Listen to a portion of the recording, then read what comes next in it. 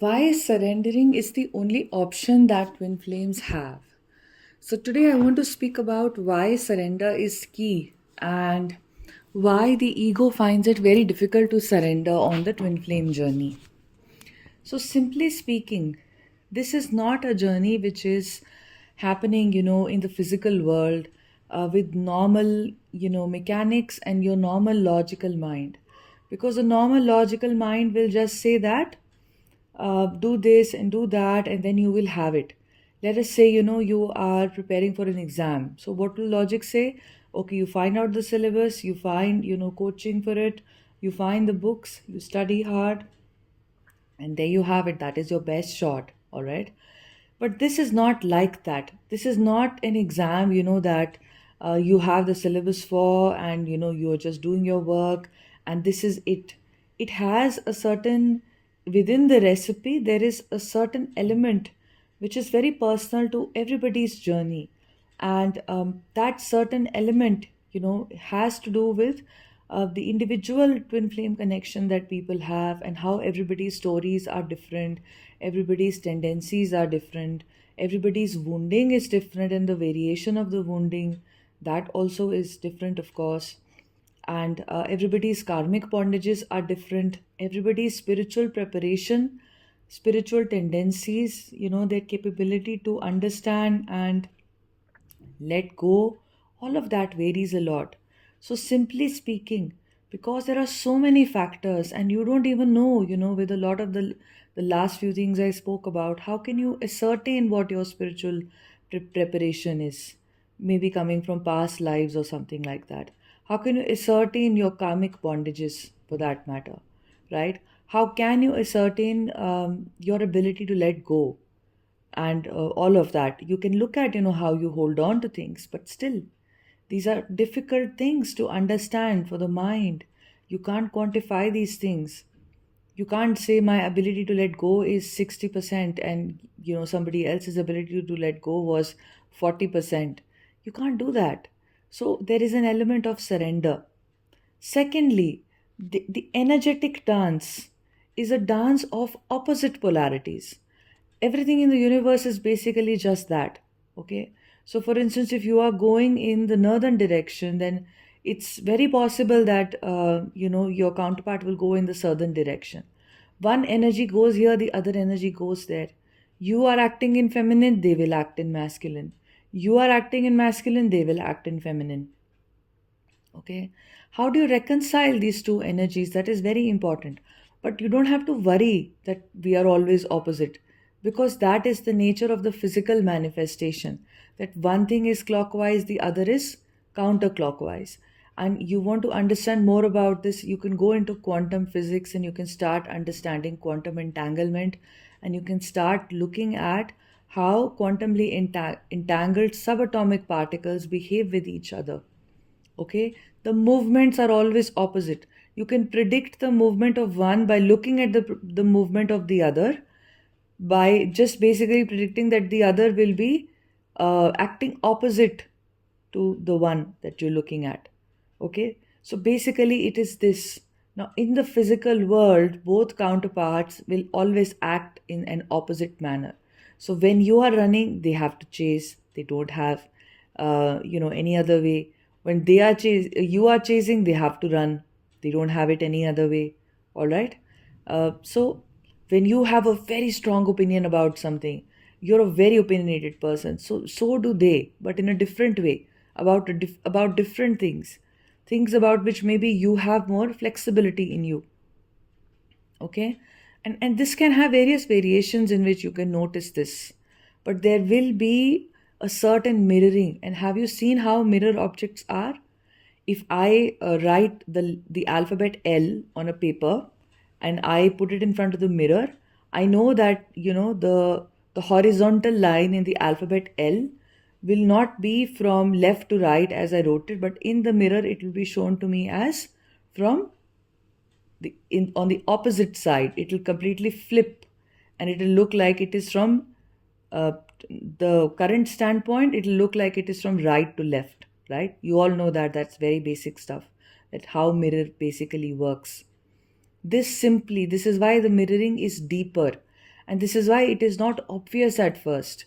When the divine feminine looks at the divine masculine and is always thinking, you are running, I want a relationship. No, I want this with you. I want a connection with you. And they say no. You're not understanding why is this mirroring, because I wanted it and they didn't want it, right? Many of you can think like that, but only when you go deeper into the journey and basically you go deeper into yourself.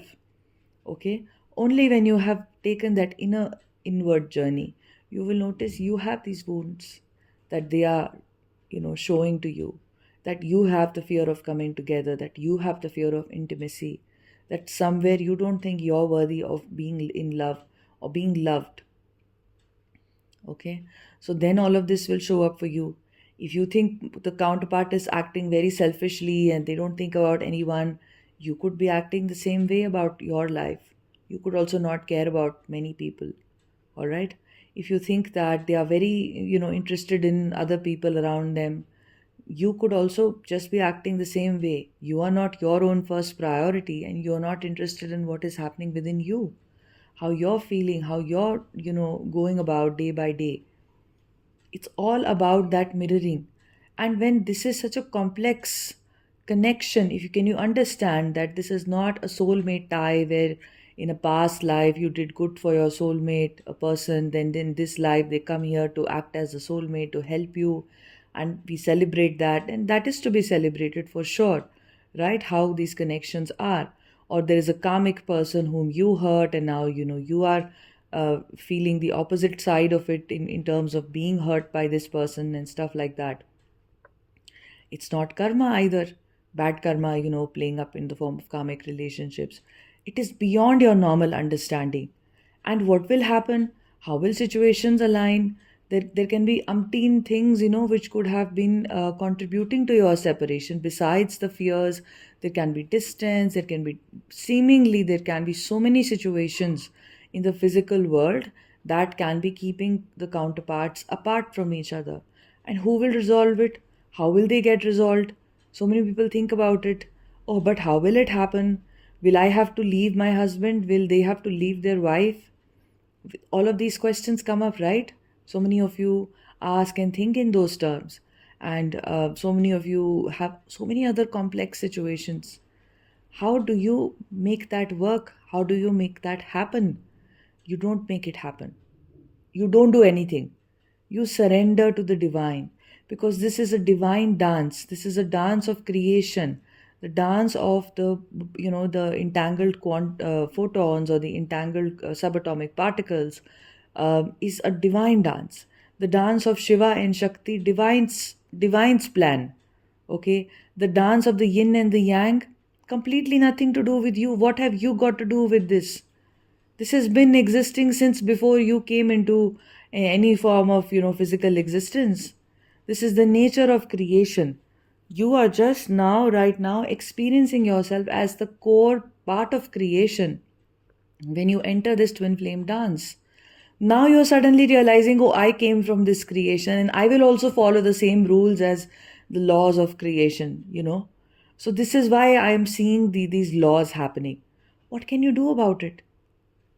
This is leading you to transform, because to fully come into that energetic balance, to fully come into union, you have to have a certain purification. What is that purification? Purification of all the negative thoughts and feelings and the wounding that you're carrying. It's basically just that you may have been carrying from past lives. Why, for instance, are you do you have tendencies to be a certain way? Why do you get over emotional? Why do you try to control things? What is the fear of intimacy? What is the fear of relationships for you? Why you overgive, why you can't receive, or why you only receive and you can't give anything, why you can't go deeper into your emotions, what is there, why you can't include other people as just a part of you, right? Why is there so much separation consciousness that I am different from this person and that person and all of that, right? So you see how that is all playing out and how all that is operating. So what can you do? You have to surrender. And what are the other things that what should you concern yourself with? Just yourself. Just looking at all of these things we spoke of, how can you look at releasing certain wounding? How can you aid your spiritual growth and your spiritual process? How can you aid yourself in a way that you come into alignment, that no blockage within you is keeping you from the natural alignment that you have with the planet and with the universe and with your counterpart? Okay, all basically the same thing that we are seeing and experiencing right now in this physical form, in this body, in this journey, right? So simply, when you have your plan, I was just reading this yesterday, and Ramana Maharishi was speaking of this in some a completely different context, and but essentially we realize we are on a spiritual journey. So because the journey is spiritual, so now suddenly all the wisdom of enlightened beings is relevant to twin flames. Okay, so you should spend some time exploring what various enlightened beings have written about and spoken about, and bring those concepts into your life. That will really take you far on this journey. So this was just a concept of, in the context of liberation and all of that, that when the soul has, or rather when an individual has their own plan, that is the plan of the ego, that is, their own likes and dislikes and what they want to do, what they think they need to do, and all of that. That is when you start doing things from that kind of a plan, what ends up happening? The will of the person will happen, right? And then karmas will play a role, because the will of the person and what the person is doing and saying is dependent on the karma that the person is carrying, and the vasanas as in the tendencies based on the karmas that the person will operate from, that they can't help but operate from. But when they surrender to the divine, then what happens? The will of the divine happens. It's no longer the will of the individual. So you can surrender on this journey. And why is the will of the divine better? Because the will of the divine is invested in your union. And why is the will of the divine invested in your union? Why else would you incarnate together like this?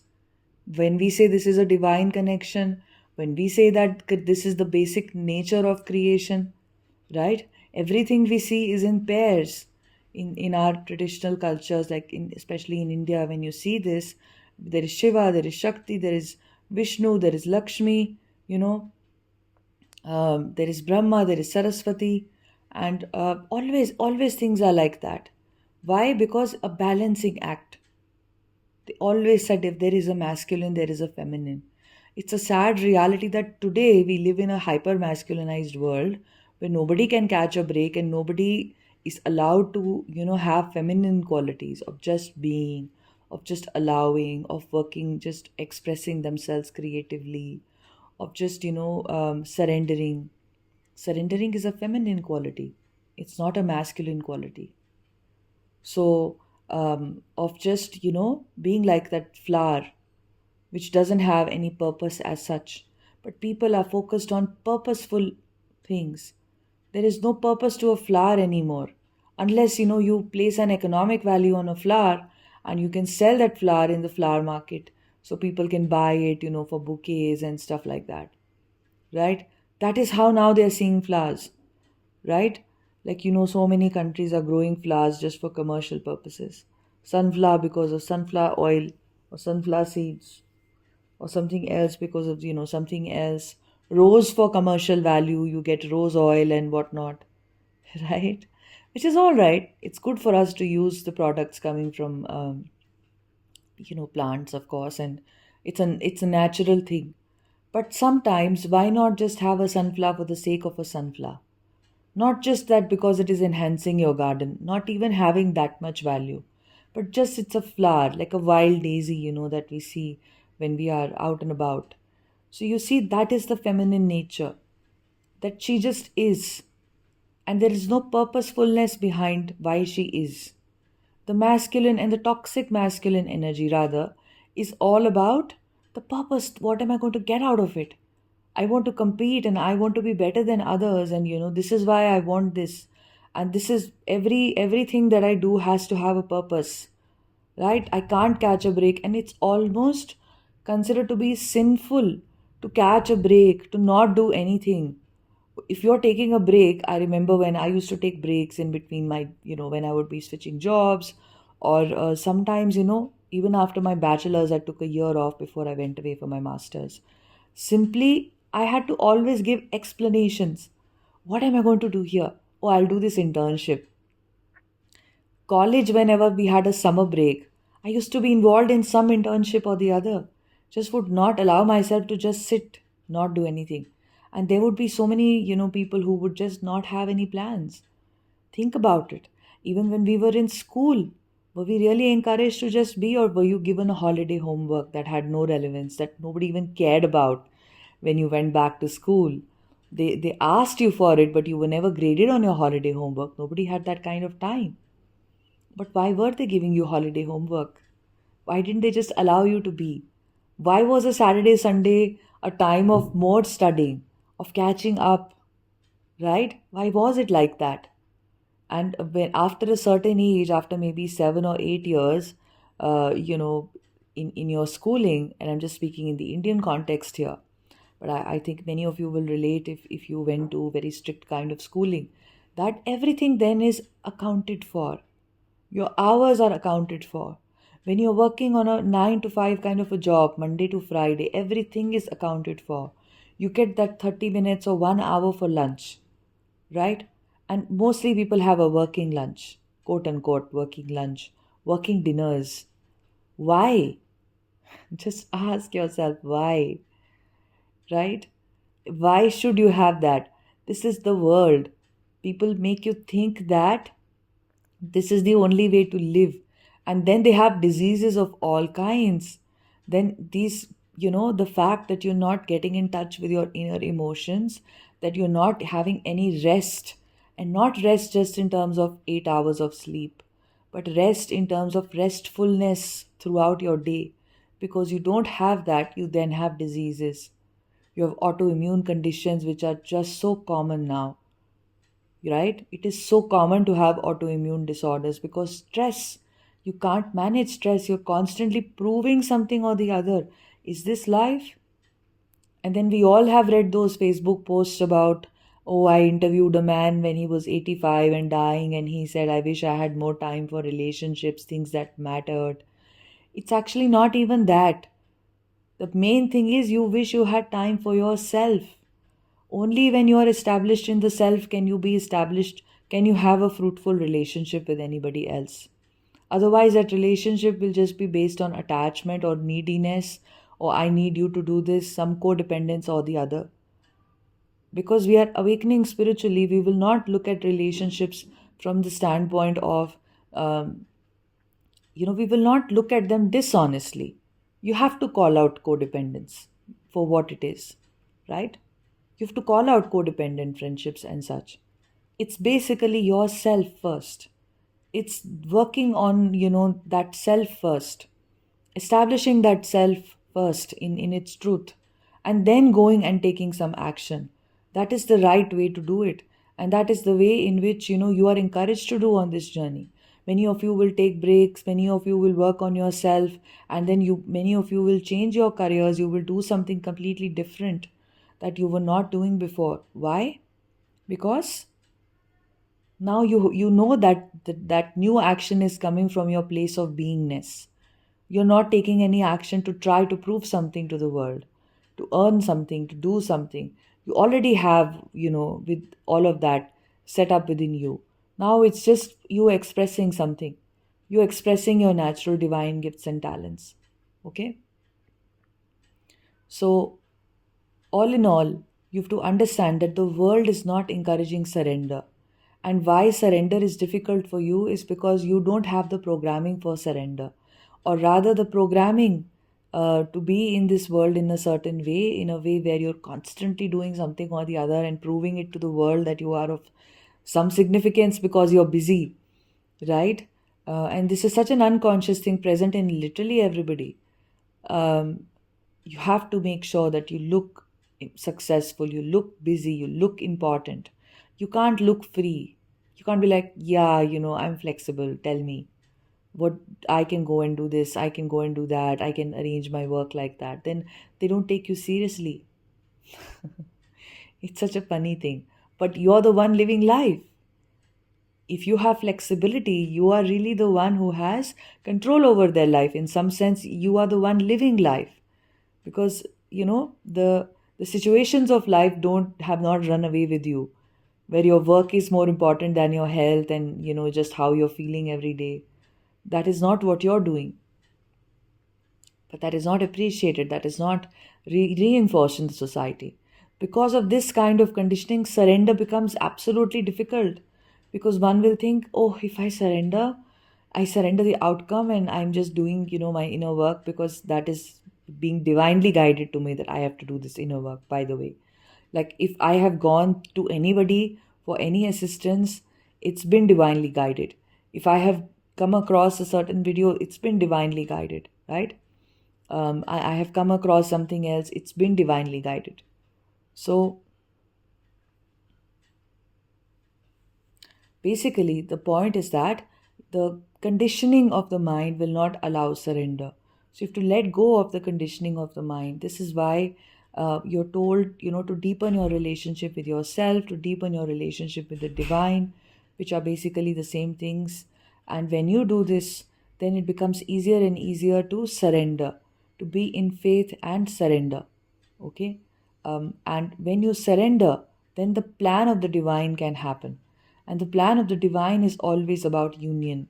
The plan of the divine is always about balancing.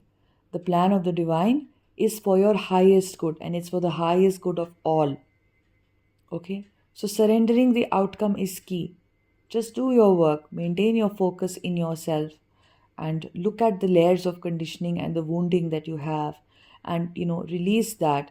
Work with yourself, go within, meditate, and you don't have to even be very strict with yourself about all of this. This will be shown to you, right? That, oh, you have this, you have that. But yes, you have to be honest, and you have to be brave, because it's not easy to look at your wounding. It's difficult, nobody wants to do it. It's painful stuff that comes up, right? So when you are open like that and you've surrendered the outcome, this is when automatically you will see things will start flowing. And this surrendering is not just for your twin flame journey. Have you surrendered for other things and seen how it works? Like, I wanted to recently, learn a certain practice, and I was trying to contact all instructors and everything, and it just wasn't working. No program around it was happening. And I was, I'm shifting very soon to some place for 1 month or so. And I was looking for instructors in that place, and I could not find. So I just got very, a little worried. I was thinking, oh, when will it happen? Maybe then it is meant to happen later on, maybe towards the end of the year or something like that. I wasn't sure about all of this. And that is when I just thought, why don't I surrender this? And I surrendered, and literally within a day, the door opened. And I was just, the door opened very smoothly, and everything just worked out. And then I found a way to learn that practice, before I even started my travel. So do you see that? Like, just surrendering and just saying, okay, uh, I will just leave it to the divine. I want this, but I'm going to leave it to the divine. How will they make it happen? Let me see. Okay. So this is surrender. Surrender allows for miracles to come into your life. When you surrender, miracles can enter, because no longer are you resisting miracles with definitive belief systems which are negative in nature, which are saying miracles won't happen. No longer are you resisting miracles with ego or with desperation or with attempt. Sometimes when we try things too hard, that is also when we are resisting something. We are creating a desperate state, and that is a state of resistance. Nobody likes desperate people, nobody likes needy people, right? People like people who don't want something. You see how things come to those who don't want anything? It's basically like that. That is the concept of surrender. So I hope that this inspired you enough to understand surrender, and to know where your blocks are, where which are keeping you from surrendering. And surrender is a feminine quality. If you are a divine feminine, identifying as a feminine nature on this journey, then understand that that is your highest quality is surrender in some sense. Okay. So I hope this was helpful. If you feel guided to book a one-on-one session, my email address is imacompletelife@gmail.com. You can write to me. These are three-part sessions, as I have been explaining in the previous podcast as well. But when you write to me, I can give you more details about it. So sending you lots of love. Take care. Bye bye.